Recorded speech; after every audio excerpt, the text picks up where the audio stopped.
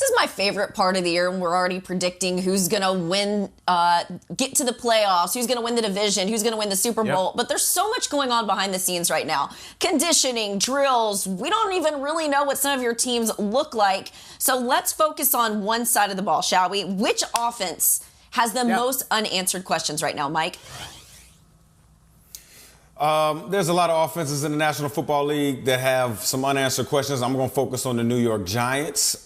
Daniel Jones, I just don't believe he's a franchise quarterback. I don't. I think we need to start believing what we see from him. Here's the offensive starters or projected starters for the Giants in 2022. Saquon, Kenny Golladay, Sterling Shepard, Kadarius Toney, who's a guy they have to get the ball to even more. He's a shifty slot guy. But again, you can't have Daniel Jones out here. What does he have? 29 interceptions since he's been in the National Football League, 36 fumbles, 105 sacks. And I know what people are saying. That's not all on Daniel Jones, and it's not. But some of those sacks happen from him just holding on to the ball so long. How many times are we screaming at our TV, Daniel, just throw the ball, throw it away, do something with it. Just don't do what you're about to do with it and get sacked to turn the football over. They need much better play out of that position. And then I got to go in the backfield. My Penn Stater, Saquon Barkley. Love Saquon. I think he's a generational talent when he's healthy, when he's confident. You got to get more out of him. You look at last year, in 13 games he played, he barely had 600 yards and was 3.7 yards per rush. They need him to get back on track. He needs to be the workhorse for this offense, and he needs to show not just the New York Giants, but talent evaluators across the National Football League and the entire NFL world that he's a franchise back and he can carry a team. Because if not, I think it's going to do injustice to future running backs, future generational running backs coming out of college. So I got a lot of questions about the New York Giants. Not so sure, especially if they stay with Daniel Jones. Not so sure how this season is going to pan out. They do have the fourth easiest schedule, but if I had to guess, I think backup quarterback Tyrod Taylor will be playing by week 9. I'm just saying. All right. Well, geez, Mike, maybe you're right. And I've had a lot to say about Daniel Jones as well. But, man, those Saquon highlights, man, to get us fired up. We'd love to have that guy make a comeback this year. Both he and Christian McCaffrey. I feel like we haven't seen him in a couple of years because of injuries. But last hour in the show, if you were watching, we had on as a guest, we had on really Chicago Bears icon Jim McMahon, who won a Super Bowl ring with the Bears and with the Packers. And we asked him, so Jim, did you hear that thing about Aaron Rodgers and saying, I own you all my life? And McMahon, this beloved Bear, says he does own him. He does. He does own the Bears. And when you play in Chicago, you got to beat Green Bay.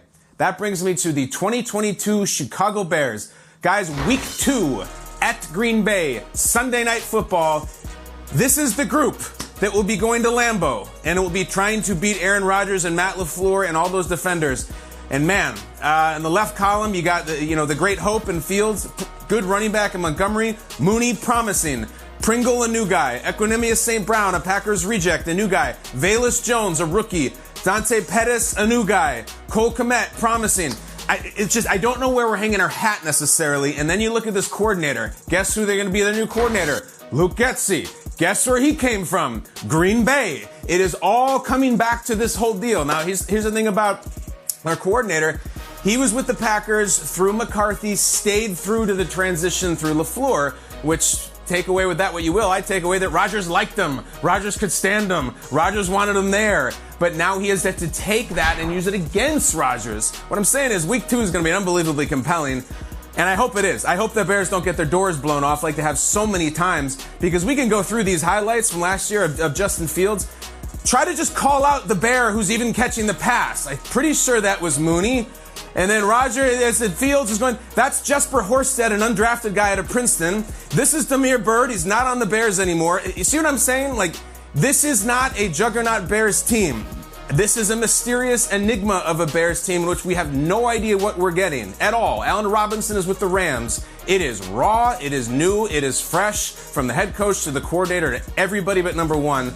So, I don't know, chuck it and pray, or hopefully they surprise us and they're one of these teams after the first month they're saying, oh my God, the Bears really blew us away. Who knew that was coming? There's always one. Peter, maybe it's the Bears. Week 2 at Lambeau, national television. Everybody get ready fast. Right. Yeah, I'm going to go with the other team in that game, because whereas the Bears are not Super Bowl contenders this year, The Packers are, and I don't know what their offense is going to look like. For a team that everyone is penciling in for a division title and an NFC Championship game berth, what is this Packers offense? The one constant is the quarterback, but we're not just talking about Davante Adams leaving. You're also losing your offensive coordinator. You're losing your quarterback's coach, which you just mentioned is now in the rival Chicago Bears locker room. You lose Davante Adams, the best wide receiver pound for pound in the NFL. And you also lose your number 2, Marquez Valdez-Scantling. So Adam Stenavich, who played at Michigan and was the offensive line coach, is now the offensive coordinator. I don't know if he's got that relationship with Rodgers that Hackett had. I also don't know if he can draw it up in the sand like Hackett can. Tom Clements is 69 years old coming out of retirement to coach this team. The rookie wide receivers, Christian Watson and Romeo Doubs, are from North Dakota State and Nevada. They're not from Alabama and Ohio State. These are valid concerns.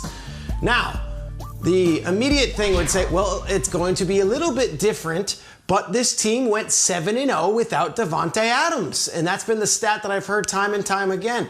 Yes, they went 7-0 without Davante Adams, but they haven't had to go through a season without Davante Adams. They haven't had to have that big clutch moment in week 17 or 18 where Rodgers is looking and a rookie ran the wrong route and he has to throw it out of the back of the end zone.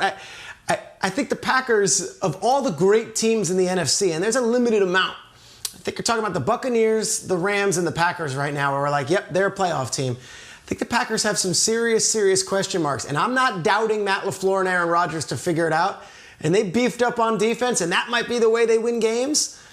But gosh, I don't remember a team in recent history that's gotten so much, hey, cakewalk to the playoffs talk in the offseason, yet with so many question marks at key spots in one offensive side of the field. Not only one wide receiver, 2 wide receiver spots, and their offensive coordinator and their quarterback's coach. I'm sure they'll be fine, but there definitely are some questions.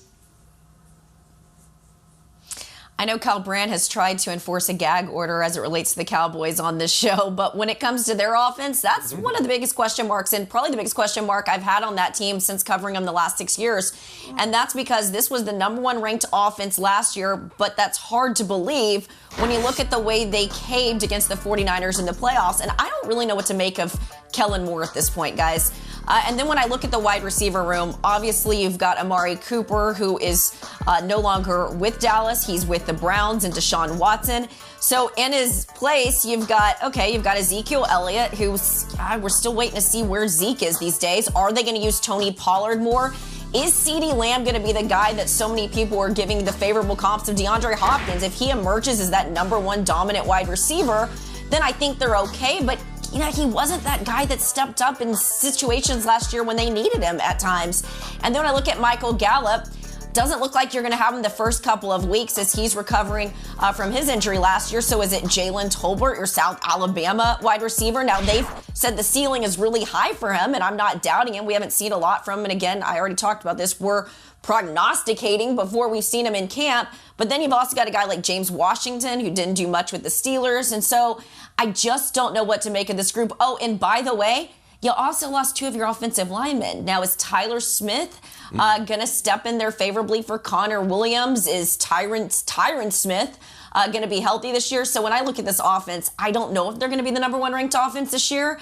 I don't know how Dak is going to look. I just got a lot of unanswered questions as it relates to Dallas moving forward. And I think a lot of us that cover them here in Dallas, we all share the same sentiment. Yeah, look, Jane, Giants, Bears, Packers, Cowboys, 4 NFC teams that are in traditional big football markets. The NFC is wide open and there are question marks galore.